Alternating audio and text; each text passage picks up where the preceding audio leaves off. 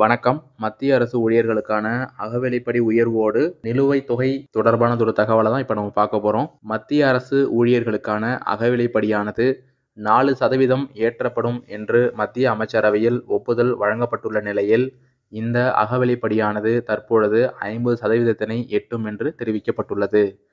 இந்த அகவிலைப்படி உயர்வானது கடந்த ஆண்டு அக்டோபர் மாதம் 4% உயர்த்தப்பட்ட பின் 46% எட்டியது அனைவருக்கும் தெரிந்தது.